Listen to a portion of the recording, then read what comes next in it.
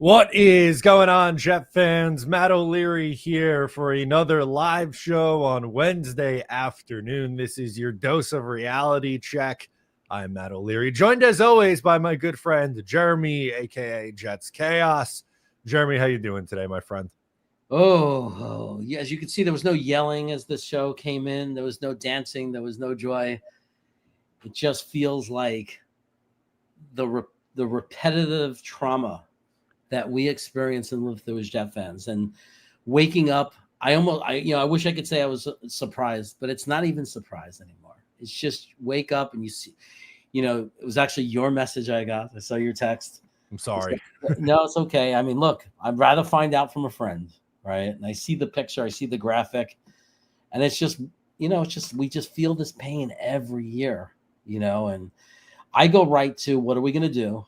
What's the damage? To me, the biggest piece of damage is definitely, we'll talk about it more later, but it's depth. I do think that we still have, I don't think that we're a wreck right now. I think that we did have some depth. We did prepare for this, but the fact that we have to start the year, now we've lost our depth. Now we're doomed, if anything goes wrong. And let's face it, AVT when healthy is probably, arguably our best offensive lineman, as far as just for his position. Yeah, it's a real shame. In case you missed it, Alijah Vera-Tucker, we got some news earlier this morning. Diana Rossini tweeted it out, and it was then followed up by, Ian Rappaport and Adam Schefter and all those guys saying that, the Jets fear Alijah Vera-Tucker suffered a pretty significant injury. And at the time, we didn't know what it was. And then a couple hours later, it comes out that he tore his tricep, which is something that happened 2 years ago, Jeremy. The irony, as sad as it is, it wasn't even the same arm. So he has a tricep tear on now both his left and right side. And he's trying to get a second opinion. But as of right now, it seems like he's going to need season-ending surgery, which this has happened now 3 times in his career where he's needed season-ending surgery.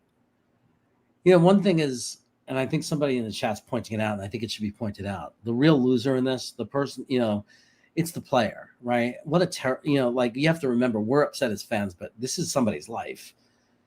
And, the bad luck, because he's done nothing to deserve it, obviously. It's not something he did.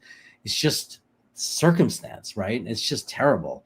So you have to process that, I think that I can't not realize that and think about how bad I feel for the player, for the person. Just nothing to do with each other. And he didn't have an injury history in college. Of course, on Twitter, people went right to blaming JD, Joe Douglas. You wasted a pick on this guy. Same old Jets. What a lousy organization, or terrible. Cut this guy. I'm sick of this guy getting hurt. And I hate those reactions. He didn't have a history of being hurt in college. There was nothing. There's no way to know. This is just terrible, terrible luck. It's terrible for the player. It's terrible for us as fans. There's no one to blame on this. No, there's no way to know this was going to be his career. I'm glad you pointed out the injury history, or really lack thereof, in college, because it would be one thing if the Mekhi Becton one pick was maybe a little bit different, right? Because they had some of those things flare up in college, and then that showed in the NFL. But AVT had a clean bill of health, played pretty much the entire rookie season in year one in 2021.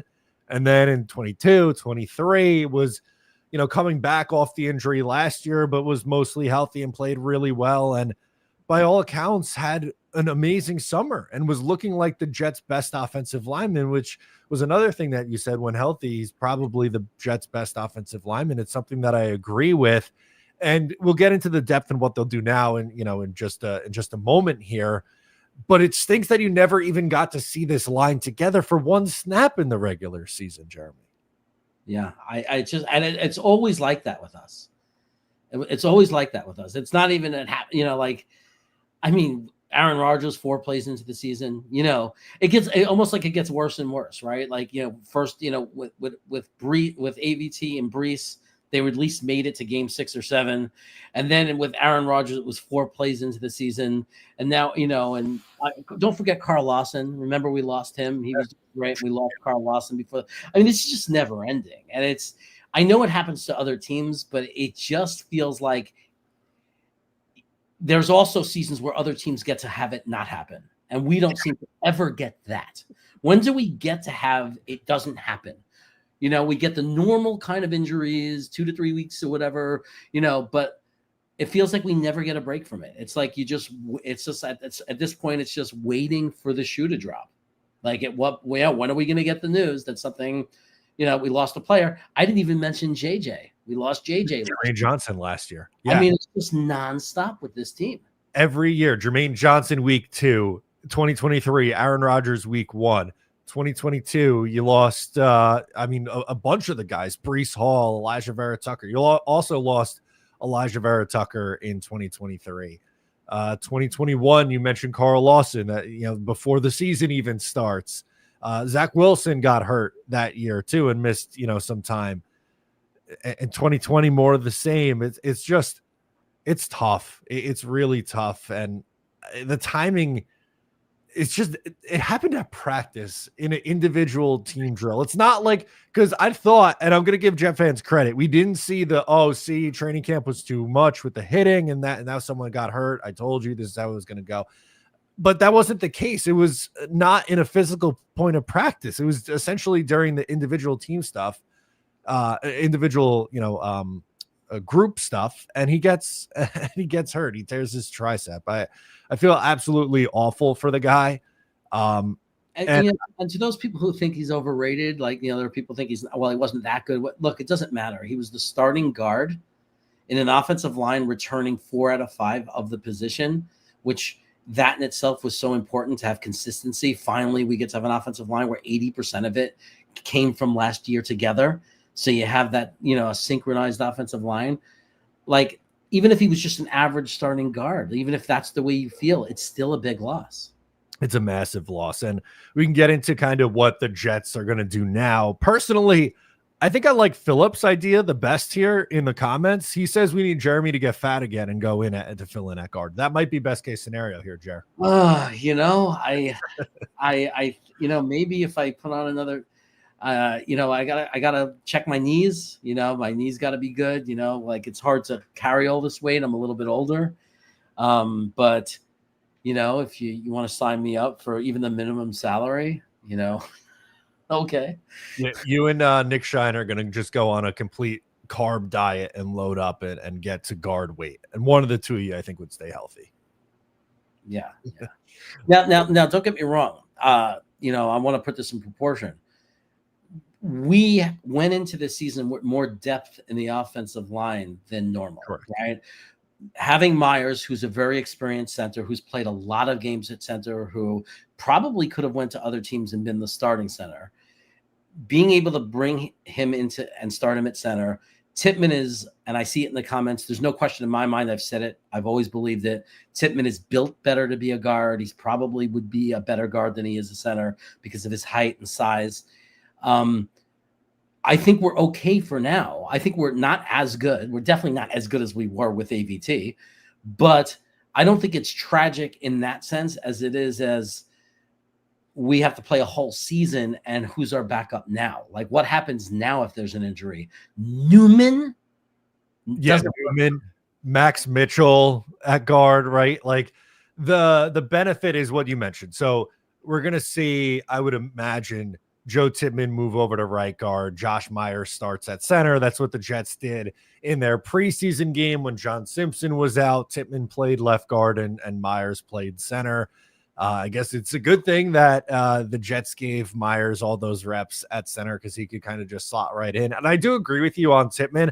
I personally think he's an average starting center and think he could improve off of that. But my worry isn't really about the guard play.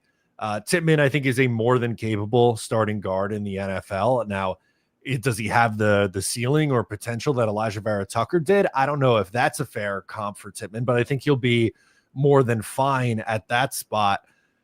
For Myers, I think he has the starting experience. Yes. Like we know that, when he was drafted and started in Green Bay the last 3 years, that's fine. And I'm glad he has that experience, but he's not really a high level starter. He's replacement level at best. So the line gets a little bit weaker there. And then God forbid either Tipman, Myers, or John Simpson, who's already been banged up, gets banged up again. Then what do you do? Is it Xavier Newman, like you said? Is it Max Mitchell? What's the plan at that point? Yeah. And I see people in the chat again.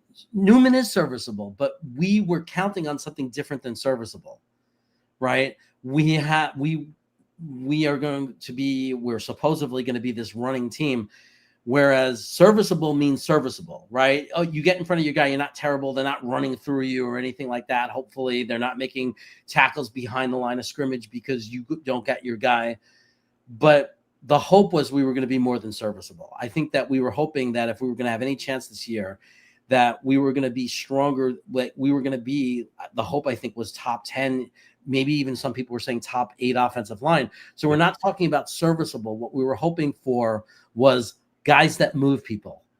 And I put out a bunch of tweets out there. I videoed and sent out I put out a lot of reps there showing that we had guys that, an AVT included, that was able to turn and move people and create open lanes for the running backs. The question is, can Newman do that? Because I don't think so. We certainly weren't relying on Justin Fields dropping back 3 to 5 steps, going through regressions and airing the ball out. That's not what this offense was going to be. We were relying on pushing people around, creating holes, and establishing a really strong running game. And I know a lot of people think, oh, just plug in another guard. It's not that simple. This was a guy that was going to help create holes, not just be serviceable. Yeah, it raises or it lowers, I guess, the ceiling of this offensive line. Like we were saying, if healthy, I think they absolutely could have been one of the top 10 units in the NFL, and we'll never get that chance to see it. And I think for this offense to be successful, they need really strong offensive line play. They're going to run the ball a lot. The comparison that I've made a bunch is the 2009 Jets offense, where they were built on that strong offensive line and the number 1 rushing attack. They didn't have very good quarterback play, but they were able to sneak into the playoffs at 9-7 because they played great defense. They had a good offensive line and they ran the shit out of the ball. If the Jets were to have a successful year, I think that was the recipe. And again, unfortunately, I just don't think we're going to get to see that. Yeah. Now, resource-wise, I think the easiest position to replace long-term, like in a draft or whatever, without having to give up major capital is center, right? The center position is similar to running back in that you can go day 2. And day 2, I mean, Joe Tipman was day 2.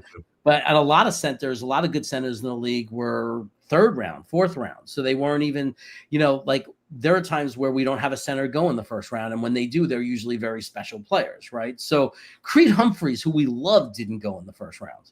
And we loved him, right? So I'm just saying from the perspective of, moving forward in our future, because someone's saying here, I'm glad this happened year 1 of AG's run, because let's face it, like the hope is he's going to be a coach for a long time, and there's going to be a run, and we're going to build this contending team. Center is not the most difficult position because you don't have to use a 1st round pick on it. Like you can, and it's a position that's also cheaper. Like if you go free agency, the average center makes less than the average other positions. So a lot of that is true. And the fact that Tipman can come in and be the guard and hopefully do really well means we might only have to think really about center. Like, what are we going to do in the future at center? I also saw a lot of people say extend Simpson. I was saying extend Simpson way before this injury. Like to me, because you need guys that aren't stars, but are good, solid players, because you can't afford to pay everybody star money. And Simpson is a guy I believe we can get at a reasonable price that does a reasonable job. I like that point on John Simpson. I want to get to this super chat from Brandon. He chimes in saying, sadly, it might be time to retire. Unfortunate. 3 season-ending injuries is really, really tough. I don't know if I'm ready to toss the retire word out there yet with Alijah Vera-Tucker, but I don't think it's a guarantee that he gets, a big free agent contract. Someone's probably going to pay him just a 1-year prove-it deal off of this. Yeah, it might be us. I mean, it might not be that he's even the starter. He might have to earn the starting job. Like in other words, he may have put himself in a position where there's not going to be any big contract offer, right? I mean, like we might be the ones because we know him best and know what he can do when he's healthy. Like for all we know, we might like him better than anybody else. We don't know. So that like, what's the price where even Jet fans are willing to bring him back if he's not the main plan? Like I understand the feeling of we can't go into next year relying on him to be the starter, and that's the plan. This has happened too many times. We may have had it with that, but what if he's not being offered a lot of money?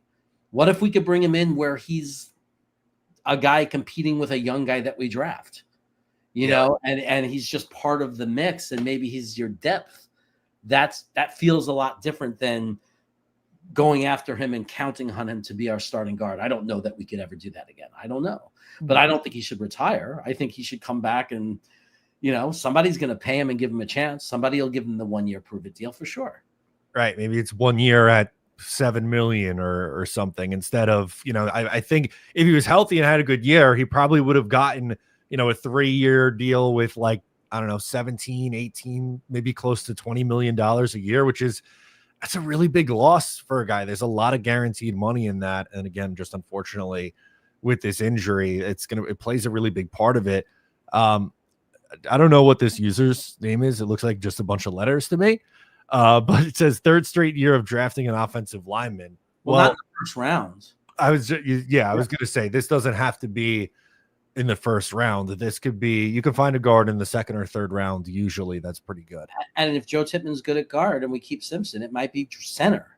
So we're drafting a center in the third round. What's wrong with that? There are teams that draft, great teams, Baltimore, New England. Look at their draft history. Pittsburgh, they draft, forget about first round pick. I agree. First round, no. But like they draft offensive linemen every year somewhere in the draft. Like if it's day 2, like third round, or if it's day 3, if you're talking about third round, fourth round, I mean, Domsey picks out studs and he has a list of guys that he called out that went third, fourth round picks, day 3 picks, day 2 picks, where they are now solid NFL starters. You do not have to invest a first round pick on a guard or a center. You do not have to. So when I say we should draft offensive line, that's not first round pick or even second round pick. But there are plenty of organizations that if you look almost every year they're drafting, they're keeping their offensive line stocked with young developmental talent.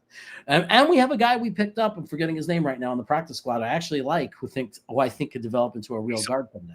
He's a Pole from Kansas City, or is he that was the tackle, right? Not Poole. Poole's the tackle who I really believe in. I believe he could be, I think that he could, I have no problem seeing Issa Poole becoming a very reliable backup swing tackle, the tackle that comes in on either side, possibly potentially a ceiling of being a starting tackle in the league. But there was a guard, Marcus something. Help me out here, chat. There's a guy who, a guard that we picked up that actually did really nice this in camp I forgot what team he came from, but he actually had a very nice camp. Yeah, someone will drop it in the chat. It's not Marquise Hayes. Yeah, Marquise Hayes. There we go. Yeah, he's hanging around now. We don't want to rely on him, but I think there's some potential there as a developmental guy. Yeah. Bradley's up next with the super chat. Says, feel bad if extension was close and got pulled now. I mean, that's definitely a scenario that's on the table, right? Like this was a guy that we were looking at going into this year as a potential in-season extension candidate. Same thing with John Simpson, but now, and it feels harsh to say this because I like the guy and I think he's a good player, but with these injuries, do you not just feel more comfortable signing John Simpson? I mean, I wanted to sign Simpson anyway, because I believe very strongly in signing guys that aren't stars, like that are just good players that some of you're not going to have 22 guys that are stars. The salary cap doesn't allow it, right? The only way to do it is, I guess, if you amazing drafters, so you have tons of young players combined with guys you pay, but no team, Kansas City, no team, all 22 starters are stars, right? So when you have an opportunity where you have a player that's maybe not a star, but he's good, he's solid, and you can get him and extend him at a good price that doesn't kill your salary cap, fair deal for the player, fair deal for the team, filling some spots with guys that are priced well. it's invaluable. Like, you need to do that. That's what championship teams do, right? You have your stars, but the other guys, the other role players have to be really good at what they do. And I think Simpson's that guy. I think he's a guy that could be a reasonably priced guard that fills that spot for us for the next few years. Yeah. And I believe his wife recently just got her residency here. I believe she's a doctor. So it would not surprise me at all if they're kind of looking to settle and, stay here. And, he played really well last year. My assumption he's going to play well again this season is, too. So I think it makes sense. There's something that makes sense for both sides. I don't think it would be crazy costly. They got him at what, $8-9 million a year. Probably gets a little bump up from that. And, you go from there. And, we talked about it, I think a few weeks ago, but the guard money, it'll never be tackle money, but it's going up. And I don't think John Simpson would be a guy where you're looking at and going, well, he's going to get the Robert Hunt contract that Hunt got from, was it Carolina this offseason? He's not going to be a $20 million a year guy. He's probably a $12 to $15 million a year guy. Especially if you sign him now when it's not guaranteed. Look what just happened to AVT. I mean, these guys are very aware that on any play, your career can end. They're very aware of this, right? Like they watch it happen in front of them when these guys get carted off the field. So there is value in, we're going to give you this money guaranteed right now. You don't have to play another down without this guarantee. There is a discount that comes with that, right? Because otherwise it's like, okay, you could gamble and be a free agent and try to charge us more at the end of this year. But now you have to play this whole season. If you get a serious injury, you're never going to be worth the same. So there's a give and take. So I think that this is the time to extend them. This is when we're going to get the best deal out of them. Nose Kills up next says, at least our O-line isn't instantly crap. Still, do all other teams lose one of their best for the season every year too? Come on. JJ Rogers, Alijah Vera-Tucker 3 times. We talked about this in the beginning, Jeremy, but it is truly maddening how often these injuries occur. And last year, some like Michael Carter, good starting slot corner, wasn't healthy the entire year, played through injury. CJ Mosley played like 2 games last year. It just happens constantly. Yeah. It's just, I mean, look, I don't follow every team as intricately as I do the Jets. So if someone might be able to come up from a different fan base and start naming the injuries that their team have suffered, and maybe they'll have a point. Maybe there are some other teams that have suffered like we have, but this is not normal. This is just not normal. It's not normal that you lose so many key players for the season so often, like every year like this. Like, it's just, I can't think of another team that has it happen to them. So maybe there are compatible, or comparable teams, a couple in the league, but it's not the norm. Every fan in this country, every team in this country, fan base is not going through what we go through year after year after year. I know someone's saying the Dolphins. I agree. The Dolphins have been decimated with injuries. No question about it. Dolphin fans have a lot to cry about too, for sure. But there are other teams where I don't feel like a team like San Francisco, when they say, well, McCaffrey, well, they knew what they were getting, right? McCaffrey, you already had the warning, so you don't get any sympathy for that. If you pick up a player that has a history of being injured, you don't get sympathy when they get injured. Right. But you know what I mean? But Niners are a good point because they've had issues with wide receiver. They have a lot of injuries to wide receiver. They've been hit pretty hard. But we get it all around. Aaron Rodgers 4 plays into the season, Carl Lawson, Jermaine Johnson, AVT 3 times, Breece Hall. I mean, it's just nonstop with us.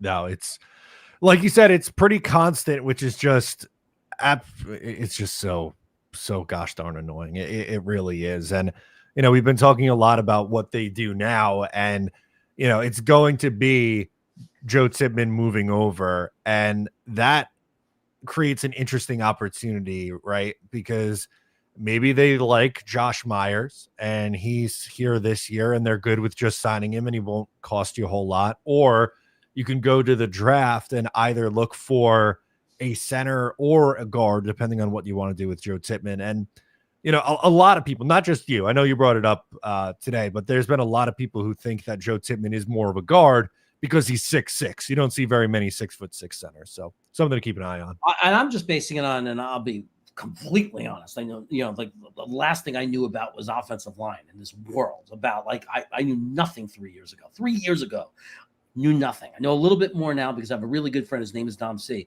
and he actually played center, and he's taught me a lot. Right, and not to the point where I want to have to explain it. Tom C is on every channel. He explains it all the time, so I shouldn't have to. There's a center of gravity thing, and there's the positioning of an offensive lineman is when they fire up, they've got to come from the low position, right? There's a strategy to how you line up and make, fire out and make contact with the defender. It is hard for a guy who's that big to have to be down snapping the ball and then come firing out with that position, which is why a lot of really good centers are a little bit shorter than the other offensive linemen. There's a reason for it. And I probably did a terrible job at explaining it, but Dom C, I trust in Dom C, and he could explain it really well. But based on body type, Dom C predicted from the day we got him, and even before the draft, and even before we drafted him, he always said this is a guy who might be better at guard. He's going to have his struggles at center because of his size. Yeah, no, without a doubt. We'll get into more of our thoughts on this Alijah Vera-Tucker injury, but I wanted to let you guys know that we are brought to you by Sleeper today. Think you know football? Then try to turn your football knowledge into real money with the Sleeper app, ultimate fantasy sports app that can turn game day into payday. Just download the Sleeper app and pick more or less on your favorite players with more stats than any other daily fantasy app. Just choose 2 or more of your favorite players. You could do a pregame. You could even do it live during the game. So pick more or less from the predicted stats, and you could win up to 100 times your money if your pick wins. Use promo code O'Leary, and you'll get up to a $100 match on your first deposit. Terms and conditions apply. See Sleeper's terms of use for details. I'll be making my sleeper picks for Jets Steelers tomorrow, so I haven't looked just yet, but stay tuned for my video tomorrow on the preview of Jets Steelers, and I will have my picks there. I use Sleeper for my Survivor League. There you go. I know Nick Shine uses them for his fantasy league. I've used them before. But man, guys, if you're going to use one of these sites anyway, if you're into fantasy football, if you're into those things, Survivor leagues, they're giving you $100 to match your $100. Like, so why wouldn't you just take the place that gives you the free $100? It's a no-brainer to me. That's what I'm doing. Support the show, support Sleeper. We really appreciate it, guys. Wyatt is in here. He sends in a super chat. Sorry I won't be there this weekend. I'll make sure next year. Your first drink is on me. Enjoy the game, guys. Wyatt, you are an absolute saint. Thank you for this. It's going to be absolutely different and just not the same as last year, not having a cowboy with me. I can't tell you how cool it was to have a real cowboy. I mean, we're talking real deals here. Like, this guy is from Wyoming, grew up on land with horses and riding them. He's a real cowboy. And it was really cool watching him experience New Jersey and New York. I can't tell, like, through the eyes of somebody who grew up in Wyoming. Like, it was wild. And I got to be with him when he ate his first pastrami sandwich at a real deli at Harold's in New Jersey. And I got to be there when he bought his first Jets jersey. He bought a Sauce jersey and good choice. Wore it very proudly. Yeah. So Wyatt, very, very, and correctly, by the way, this isn't a shot at Wyatt, but humbled me in the parking lot before the Jets Broncos game. I was pretty confident in the parking lot. I thought it was going to be a Jets blowout, and he kept saying, "I don't know, man. Their defense is pretty good. I think it's going to be a close game." And what do you know? The Jets end up losing 10-9. We saw 19 points total, and the rain never stopped that day, Jeremy. What was unbelievable about that, and I think people, if you weren't there, you don't know, is we were all like, because it was cold, it was like raining on us, and it was that nasty light drizzle. We kept looking at the app, and if you looked at it at 8 in the morning, 9 in the morning, it showed it clearing up. Yep. If you looked at it at 9 in the morning, 10 in the morning, they showed it clearing up. And It just never stopped throughout until the end of the game. When we were walking out of the stadium, I think it finally stopped raining. And I just like, oh my God. I'm actually having like I'm being triggered right now. I'm having a little bit of like emotion because I'm having like this vision of us walking out of that stadium, and people might not know this if they don't know you, Matt. Matt's really tall. Yes. O'Leary is very tall. So when you're in a group and you don't want to get lost and you want to stay in the group, O'Leary is like your light tower. So that's why I will always associate walking out of that game with you, because I always stay near you so I don't lose the group. Because everybody knows I got lost 2 years ago because I couldn't find J9 in the parking. I couldn't find J9 in the parking lot. So Green Bean almost deserted me and left without me. But anyway, I will never forget the feeling of walking out of that stadium after that's 4 hours of tailgating. It was like 7 hours of being rained on without a break, and walking out of that stadium without a win in that game was just, to this day, it haunts me. Shocking. True. It was just a horrendous day. Did you hear on Talking Jets, we have a plan for how we're going to reverse our curse of going to games and how we're going to get a Jets win? You want to know? What's the plan? So what'd you say? Kill me? No, but you should partake because you're part of the Talking Jets crew also. Yeah. We're going to walk into the stadium backwards to bring good luck. Oh, yeah. I heard that. I heard something about the thought of Green Bean walking backwards. All he's got to do is shift his feet a little, and then it will look like he's trying to do the moonwalk. That's great. Perfect. I think that's got to be our plan here for I love it. There's no way I'm not going to walk in backwards if everybody else is. So. Purple Belt Mike chimes in on this, says, Matt, I'm crashing out hard. Talk me off the ledge. All right. So let's try to put a positive spin on this, Jeremy. It stinks. There's no sugarcoating losing Alijah Vera-Tucker. I think our spin zone on this has to be that Joe Tipman is a competent guard and they have someone with starting experience who could plug in and play center. Now, there better not be another injury because then things get real scary real fast, but they might be okay if everyone else stays healthy now. Yeah, I think that we went in with more depth than the last more years that I can remember. Like, when did we go into a season with as much depth at the offensive line than we did this year? Also, I'm glad now. Remember, someone yelled at me and was someone very upset watching this show because I said I thought it was a good thing that Myers was taking 20% of the reps, and that like 1 out of every 4 days he was the guy at practice or whatever, 5 days taking all the starting reps. And I got yelled at. This guy doesn't know what he's talking about. The starting 5 should get all the snaps. Well, how would you feel if Myers had never snapped in real scrimmages and games and real practices and everything, has never snapped to Justin Fields before? And now we're going into the game and it's the first time he's ever going to do it. Or this week was the first time it was ever going to happen because of this injury. I said it when it happened. I said, every year we lose an offensive lineman. Every year, right? When is the last time we've started with 5 offensive linemen and they played the whole year? It always made sense to me. Have your backup center. If you know that your center is the guy that's going to replace one of the guards if they get hurt, and you know there's a strong chance that's going to happen, that backup center that's going to come in, you got to give them some reps with that quarterback. You don't want the first time to be during a game. So now at least this summer, Myers has experience with Justin Fields.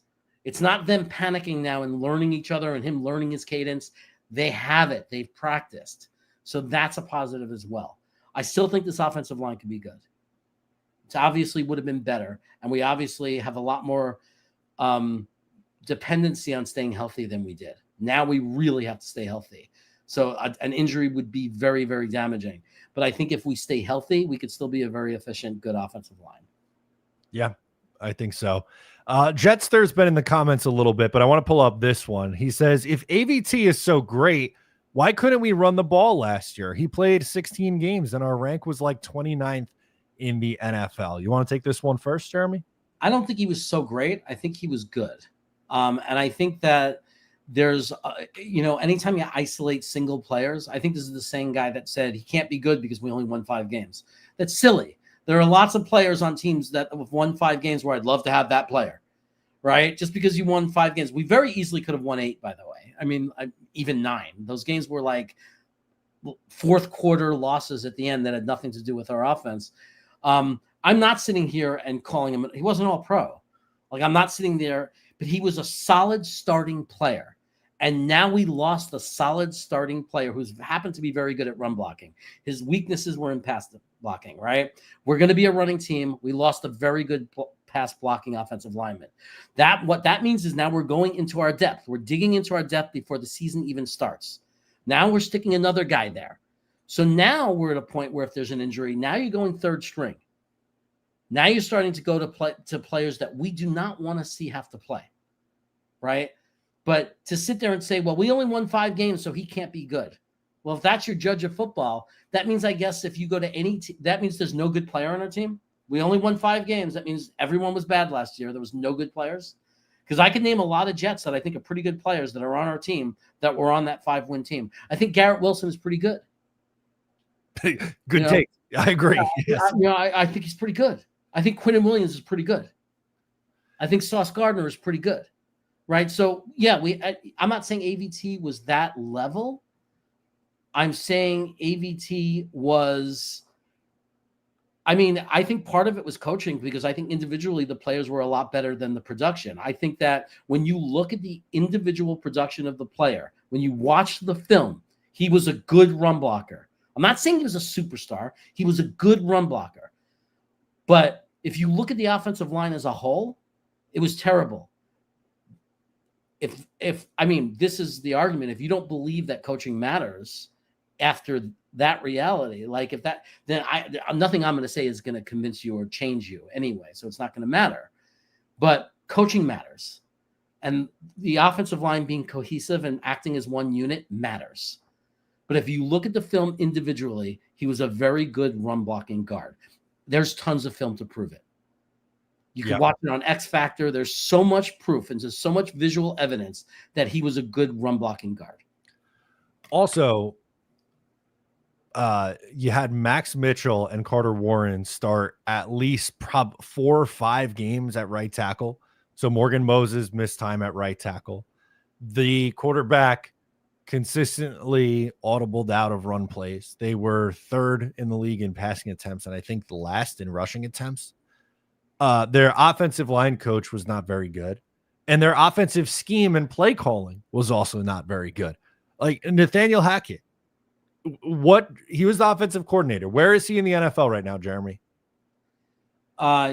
He's unemployed, right? That was the answer I was looking for. Don't doubt yourself. He's unemployed. He does not have a job. Not Tanner Engstrand, who took over. Todd Downing took over. He's an assistant. He's not an offensive coordinator. He's not a pass game coordinator. He's an assistant on New England staff. They didn't have a good offensive staff. They had a rotation of right tackles come through, and their run scheme wasn't good at all. They ran a lot of inside zone, and Breece Hall's better at outside zone. Maybe with Braylon Allen, maybe they'll run more inside, but it didn't really fit the skill set that the Jets offensive line had anyway. Yeah, and I really don't think it's us making excuses. Like, I'm not like, I think that it's like it's not an excuse, like in the sense that coaching is part of it. Like if you have bad coaching, you're a bad team. So I'm not saying, we weren't a bad team. We didn't have coaches. No, we were a bad team. And I'm saying we were a bad team because one of the factors, not all of it, but one of the factors was definitely because we had a terrible, terrible offensive coaching staff. Like it's from Hackett down. They were terrible. Our offensive coordinator was Aaron Rodgers. That's a problem. That's a problem when the quarterback is the coach. Because how many times he was audibling out? Every time that they had an extra man in the box, you audible out. Baltimore is a running team. The Eagles are a running team. Pittsburgh is a running team. Do you think they audible out and pass every time? That means they wouldn't be running teams. Every defense plays them to run. Yet they're still able to run. But we had a quarterback that audible out, right? Every time. There were times where we had a drive. We were walking down the field with Allen and Breece Hall. I don't remember the game. I'm forgetting which team it was. We walked down the field. We get to their 30-yard line. Everything's going great. Suddenly we stop running the ball. Drive died. Don't understand it. Like if something is working, why would you stop? We were a terribly coached team. Terribly coached. I will stick by that. I don't want to judge any player completely that played on this team for the last few years until they have a chance to play with real coaches on the offensive side of the ball. I'm not sitting here waving the flag saying Jeremy Rucker is good. I'm not saying that. But I am interested in to see guys like that guys like Mitchell, guys like Rucker. I just want to see players like that have an opportunity to play for real coaches. Oh boy, it's just frustrating, man. We have Bada Bing in here with some Jets positivity. If we want to change tune a little bit, saying Aaron Glenn was a bad coach in Detroit. That wasn't the one that I was looking for. I was looking for this one, which was we will go 0-17. He wasn't a bad coach in Detroit. Like, where is that coming from? Oh, what's your thoughts? Chances the Jets go 0-17 this year, Jeremy? Very, very unlikely. Very unlikely. And I'll tell you why. I mean, if there's another major injury to the offensive line, I mean, if they keep getting beat up, then anything is possible, because I am a very strong believer and you can't go very far without an offensive line. You need to you need to score points to win football games, and you need an offensive line to score points, right? I mean, I think I'm stating the obvious. So at this point, we do have to hope we stay healthy. But the reason I don't see 0-17 is, and I'm not saying we're going to be good this year. I'm not saying that it might not suck, because there's so many years we thought we were going to be good and we went and it sucked. But 0-17, there are just too many teams on our schedule that we're capable of beating, like for us to go 0-17. And, it's not like even if you're not a Fields fan, Justin Fields has won games. He was 4-2. Like he was part of that team and they were able to win. And then you can't convince me that on defense we're an 0-17 team. Like just on defense alone, we're not an 0-17 team. We have real players. Like, we can name them. We have real guys that are on our defense. Like, we're a real defense. So I think if our offensive line holds up, we have a good running back room. I don't think it's going to be pretty. I don't think we're going to be sexy. I don't think we're going to put up all these points and light up like a pinball machine. But I could see us winning games, 20-13, 17-13. Like, I could see a bunch of games like that, though. Can't you? Sure. Oh yeah, I think the recipe for success on this team is a 16-13 win where they just grind it out. I think that's the formula. And even if you're down on the Jets and you're like, I'm not a Fields believer, and I think there's some major question marks. I think they're winning 4 or 5 games. I disagree with that, but I can understand it. 0-17 is just preposterous. They're not going 0-17. I don't even take it seriously, really. Like, that's why I didn't get upset and emotional about it, because I won't even take that seriously. Because 0-17, how many teams go 0-anything, right? And we've seen some pretty bad teams in the history of this game. The Adam Gase Jets were pretty bad, but they didn't go 0-17. And they still won 2 games somehow. Right. Still managed to win 2 games. So, I think if the under over was 5.5, if that's true in Vegas, I'd put money on the over if you held the gun to my head. So am I saying we're going to win 9 games? No. But at 5.5, I would say we're more likely to win 6-7 than we are under 5 or over 8. You know what I mean? Like, I think 6-7 is the most likely scenario. I think 8-9 is possible, and I think 4-6 is possible. But I think that 7-8 is the most likely. Or 6 or 7. 6 or 7 is the most likely. I had him before the AVT injury. I had the Jets at 7-10. After the AVT injury, I still have them at 7-10. I don't think this isn't going to sway my predictions one way or the other. And it stinks. It's a big loss. I don't want to diminish that, but I think we'd feel a little bit differently if it was quarterback, and maybe having Tyrod as the backup isn't the best example, because he's at least a capable backup quarterback who come in and play. But I'm not throwing in the towel on this season. Yeah, I think that the chance of us winning 9 games, like whatever little chance that may have been, some of us there was no chance, some of us 10% chance.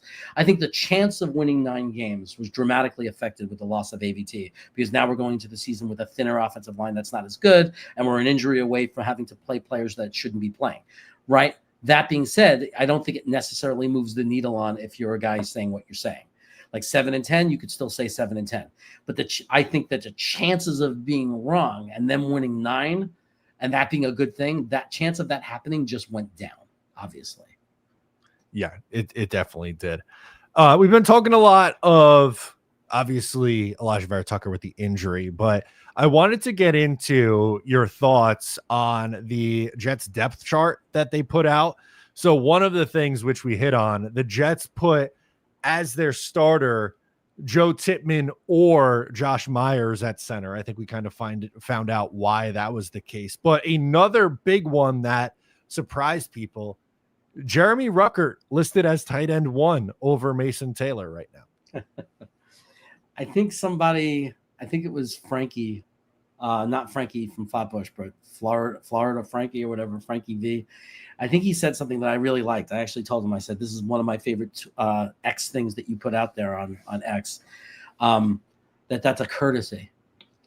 That we're going to be running a lot of 12 personnel. There's going to be a lot of 2 tight ends out there. A lot. We're going to run a lot of 12 personnel. And I think that it was a courtesy to put the veteran as a TE1. But I think the reality is you're going to see a lot of Rucker and Mason out there. You're going to see Smart coming in passing situations sometimes. Maybe Jelani Woods will work his way in. But I wouldn't take that too literally when you see Rucker as the tight end 1. I still believe that Mason Taylor is going to get more receptions than Rucker and be used just as much. And, again, I think they're just going to play a lot of 12. So I don't think there's going to be that much of a difference between the amount of reps that they play. No, I think Mason Taylor is going to get the majority of the reps at tight end. And a good call out. They are going to play a lot of 2 tight end sets, whether it's Rucker and Taylor or Jelani Woods or, Stone Smart, depending on the situation.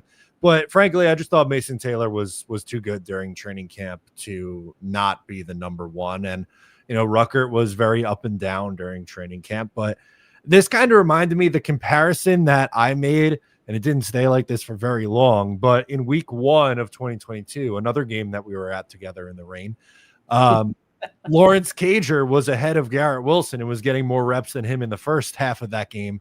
And then the next week, Garrett Wilson has 2 touchdowns and game-winning play.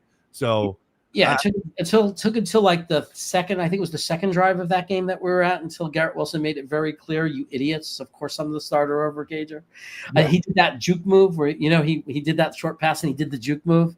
And we all looked at each other and was saying, see, idiots. Of course, he's your starting wide receiver. Although Saleh complained about that in the post game. He said, I'd like to see him just put his head down and get an extra yard. Thanks, guy. Well, that's why Saleh is the defensive coordinator for the 49ers right now. Ryan Gresham says, hit that like button. Yes, drop a like on this stream if you're enjoying. We go live every Wednesday at 3 p.m. Hang out for an hour, talk all things New York Jets. We're talking depth chart right now. Honestly, that was really the only surprise that I had was the Jeremy Rucker listed over Mason Taylor. I don't even really know if it goes full Lawrence Cager over Garrett Wilson, like the comp that I made from 2022, because they're not going to throw the ball to Jeremy Rucker. They've made that very clear over the last 3 years. They were going to throw to Mason Taylor or Stone Smart, I'd imagine. Right. And I mean, I kind of like the idea that you don't know for sure. It's not like we have a guy, it's not like we have a guy that's only, purely a run blocking tight end in definition. Like there's just like, it almost looks like an offensive lineman going out for a pass, like ridiculous. Like none of them are that, right? All of them are capable of, even if they're there blocking, they can all slip out and catch a pass. Even our fullback Beck, who's really not a fullback, he's a sniffer. All of these guys are capable of, if you don't pay attention to them, they could sneak out, catch a pass and run with it and hurt you, which is, I like that. I like that they all have that ability. I like that most of them are capable of blocking, right? Mason Taylor has done really well and he's growing as a blocker. And Stone Smart, we didn't think was a blocker. We thought he was a receiver only. And then he probably put the best hit of the summer on Abdul Carter. Yeah. So happy about that. And then we have to hope that Rucker's only chance of keeping a spot and having any kind of career at this point is he better not miss his assignments and he better block well. Yeah, he's going to have to, right? And I don't think Aaron Glenn or this offensive staff are going to let their guys not block and still get the ball, right? Wasn't there the quote this offseason, no block, no rock? I think that's going to hold true this year. You got to be able to do the dirty work on this team. And that's the kind of thing when people said, what are you talking about? Like with accountability, that's the kind of thing we're talking about. It doesn't mean a player necessarily has to be benched in the middle of the game if that's going to hurt your chances of winning. But what it means is that's a perfect example of accountability. You don't want to block on this team? No block, no rock. Perfect example of accountability. Yeah, I think that's a great example of the accountability that we should see on this team. With the Jets week 1 game, obviously this will be the last time that we talk on the air before the Jets Steelers game. We don't necessarily have to do like score predictions or anything like that, but what are you looking for in this game, like matchup wise, whether it's on the Steelers side or Jets side, kind of just expectations for going into this game on Sunday? I mean, part of me is bracing because, you know, what Green Bean says is very true. We laugh and he says it, and he's very entertaining and very funny when he talks about the pain, the setup for pain that Aaron Rodgers brings, right? That even if he has one game where he's great and throws for 300 plus yards and 4 touchdowns, it will be against us. Like historically, we are built and meant to feel agony. And I understand and worry about that reality that we're going to come in there and of course he's going to light us up and it's going to be pain. But what I expect logically, if you put the emotion aside, I think it's going to be a dirty physical game with a lot of running, a lot of pounding the ball. And then it's going to be who makes where the big play is going to come from. Like, so is it going to be a turnover? Can we get Will McDonald to take advantage of Broderick Jones? You know, put pressure on Aaron Rodgers, make him make a mistake, make him throw a big interception. Is it going to be Breece Hall finally breaks one like he used to before the injury in his rookie year? Or is it going to be Braylon Allen? Is one of us going to take over on the running game and just run it into the end zone? But I am expecting it, like the most likely thing I'm expecting is just an ugly, dirty, low-scoring game with very little passing yards and mostly running and grinding and that kind of thing. And I think that, to be honest, that probably gives us the best chance to win. So that's what we probably want. I definitely agree with that. And to me, I'm looking at, like, if you're to bet on the game, the point total, 38.5 combined points for each team. I think it's going to be a low scoring game. I love the under in this game. I'm talking 20-17 at the most, but 17-16, 16-13, somewhere in that. I'd almost be surprised if a team makes it to 20 points. On the Jets side, it's a new offense. Yeah, they look good on that nice drive in Green Bay, but then they kind of struggled a little bit against the Giants. I don't think they're going to have some sort of offensive explosion against, a really good Steelers defense. And then on the Steelers side, I get where you're coming from, bringing up the Green Bean thing with getting set up for pain. But Aaron Rodgers didn't play in the preseason. He hasn't built the chemistry yet with these guys. It would be shocking, even though the whole same old Jets thing, and it's set up to be failure. But this doesn't feel like a game where he's going to go out and throw for 4 touchdowns and 300 yards. I'm not saying the Steelers can't win. Sure, the Steelers are favorites in this game. They could absolutely be the ones who win 17-16, and the Jets are on the wrong side of it. But this, to me, doesn't scream blowout on either side or offensive explosion on either side. It doesn't scream it. Every logical part of me says that you don't really have to worry about that happening. Every logical part says that Aaron Rodgers is not the Hall of Fame quarterback he was in his prime. He clearly is a different guy now. And the whole league agrees, right? Nobody is treating him like he's like, look at fantasy football. Who's drafting him, right? No one is treating him like the guy he was 5 years ago.